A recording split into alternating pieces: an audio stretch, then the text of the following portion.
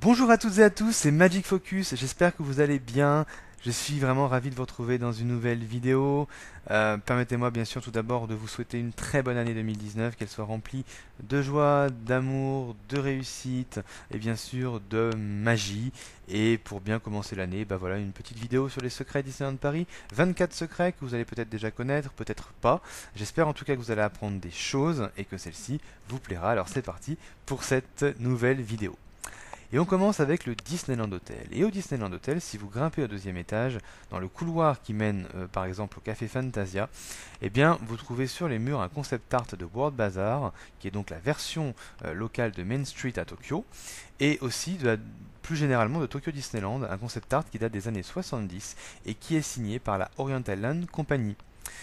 Au même endroit, vous avez une magnifique horloge qui indique l'heure, ça c'est totalement logique, mais cette horloge indique l'heure qu'il est au Japon.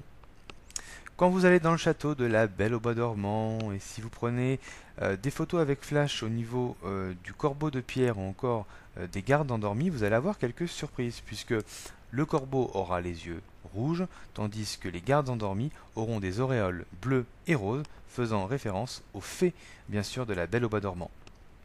Le manoir des Ravenswood est en fait, eh bien, le manoir qui était prévu au tout départ à Disneyland.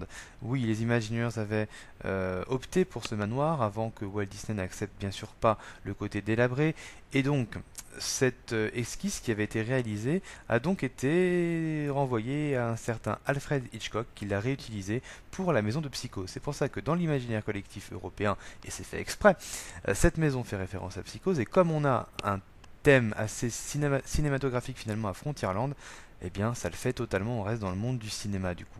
Mais à l'origine, c'est un retour aux sources du coup que nous avons à Disneyland Paris. Quand vous allez commander au Waltz un burger chili, on va vous amener le burger de Walt Disney et à côté des conserves qui ont été bien sûr réalisées pour le style, parce qu'évidemment au Waltz on ne va pas vous donner des conserves. Il s'agit en fait d'une référence à Walt Disney, puisque Walt Disney avait l'habitude d'emmener avec lui des conserves, enfin du chili en conserve, qu'il aimait manger par exemple quand il allait à son travail au studio de Burbank par exemple. Donc c'est une référence à cette habitude-là, c'est pour ça que vous avez ces conserves-là au Waltz. On est quand même dans un restaurant qui rend hommage à Walt Disney. Les différentes scènes du Nautilus avaient été réalisées sur, tenez-vous bien, 250 serviettes en papier. 250 serviettes en papier qui ont servi à la réalisation du Nautilus. Donc s'il vous plaît, quand vous allez à Disneyland Paris, faites cette attraction, prenez le temps d'observer les pièces, les décors, les détails, parce que ça vaut clairement le coup. Et je crois que certains se sont donné beaucoup de mal pour réaliser cette attraction. À la base, des audio-animatroniques de tigres étaient prévus dans Indiana Jones et le Temple du Péril. Bon, si les tigres ne sont jamais venus pour des raisons évidentes de coupe budgétaire, on peut toujours voir leurs traces autour du temple, c'est visible sur le sol. Méfiez-vous quand même qu'un jour ils ne reviennent pas, méfiez-vous. Les éléments de décor de la file de Pirates des Caraïbes ont été volontairement détruits. Les Imagineers avaient créé des éléments de décor classiques, hein, et ils ont été volontairement détruits pour vraiment donner beaucoup de réalisme à l'endroit et pour faire croire qu'il y a eu véritablement une explosion.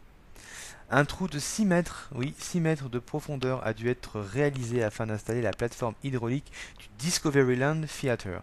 Oui, et ça c'était au moment de l'ouverture de Chérie j'ai rétréci le public, plateforme que l'on peut toujours avoir aujourd'hui avec Mickey's PhilaMagic. Notre resort, je dis bien notre resort de manière générale, c'est-à-dire les parcs, les hôtels, etc., il y a pas moins de 45 000 arbres à Disneyland Paris. 45 000 arbres à Disneyland Paris avec des espèces assez différentes finalement. C'est assez considérable. Quand vous allez dans la fameuse attraction du Wild West, hein, l'attraction qui s'appelle Legends of the Wild West, eh bien sachez que vous avez à l'intérieur une bouteille d'alcool dite Old Imagineer, qui en fait est un alcool qu'ont créé les Imagineers et qui a été fermenté. Et c'est une bouteille qui a été créée à Glendale. Et Glendale, c'est quoi? C'est l'endroit où se trouve tout simplement le siège de Walt Disney Imagineering. À côté de Phantom Manor, si vous regardez bien les décors et les boutiques fictives, vous avez une boutique de cercueils. C'est logique. Et on parle toujours de Phantom Manor. Il faut savoir que la partie droite de Phantom Manor est volontairement plus abîmée car le vent vient de l'est et ramène avec lui les saloperies, les poussières des Rocheuses. Dans Star Tours, les visiteurs prennent part au vol 1401 d'après certaines annonces, et en fait le chiffre de 1401 reprend l'adresse de 1401 Flower Street. C'est quoi cette adresse? Ce sont les locaux, encore une fois, de Walt Disney Imagineering.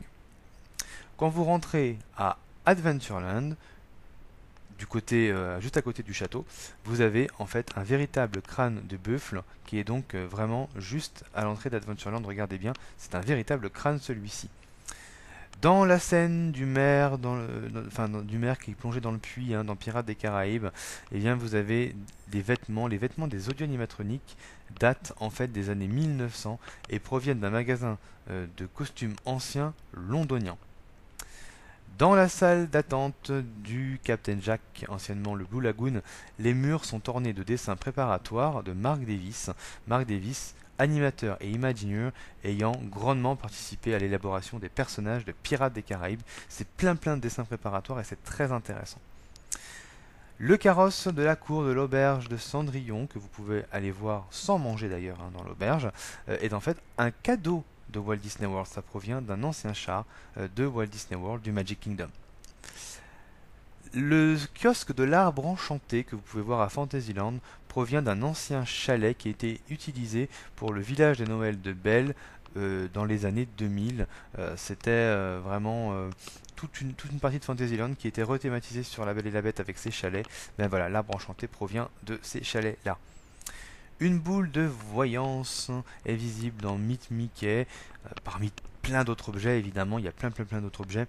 Eh bien, ce qu'il faut savoir, c'est que cela rend hommage à Madame Léota qui est la fameuse boule de voyance que l'on peut voir dans les Haunted Mansion. Sur Main Street, on trouve une agence de casting. Eh bien, cette agence de casting est dirigée par Monsieur Walt Disney.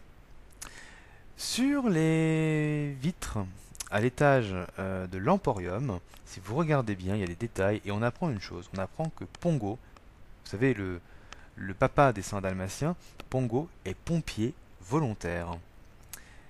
Alors quand vous allez au barbier, un véritable barbier de Main Street, sachez que toutes les tasses, sous les tasses est marqué le nom des propriétaires parce que chaque personne qui voulait se faire raser amenait sa propre tasse de thé et c'est pour ça qu'on a les noms qui sont écrits pour que chacun puisse mettre la tasse à l'endroit où il y a son nom tout simplement.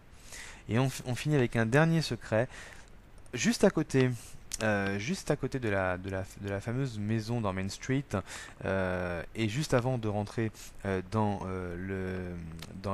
l'arcade, eh bien Liberty Arcade, eh bien vous avez une fresque et le bateau qui est représenté fait un petit peu penser au Titanic, mais en réalité c'est le SS Columbia qui a été repris plus tard à Disney Sea, puisque c'est ce bateau que vous pouvez voir quand vous êtes dans le port de American Waterfront, qui est en fait un port new-yorkais, et c'est celui-ci que vous pouvez voir quand vous êtes donc à Tokyo Disney Sea. Voilà pour les secrets sur Disneyland Paris, j'espère que cette vidéo vous a plu pour bien commencer l'année. Je tenais bien sûr à vous remercier pour déjà pour avoir regardé cette vidéo et aussi pour vous être abonné parce que voilà, il y a de plus en plus d'abonnés et vraiment je vous remercie du fond du cœur, ça me fait vraiment énormément plaisir. Voilà, n'hésitez pas à liker, à vous abonner bien évidemment, et puis quant à nous on se retrouve dans une prochaine vidéo. Voilà, à très bientôt, salut.